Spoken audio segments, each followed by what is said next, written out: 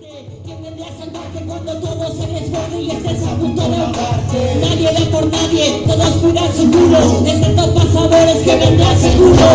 Aprende a elegir lo que te conviene, que lo bueno dura poco, se va tan deprisa como viene. Debes aprender, la vida es hacer y deshacer. Las cosas no siempre salen bien, pero recuerda que fuiste ayer para mañana ser. Debes aprender, la vida es hacer y deshacer. Las cosas no siempre salen bien, pero recuerda quién fuiste ayer.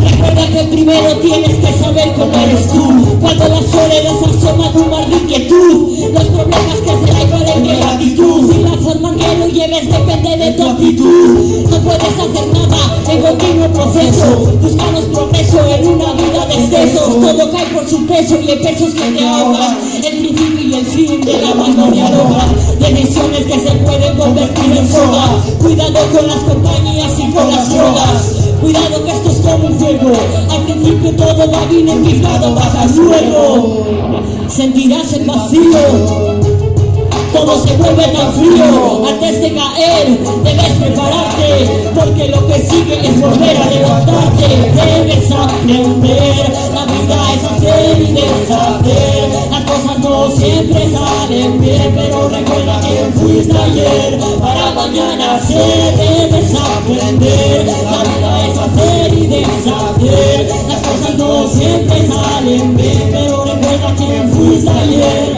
para mañana. Debes aprender.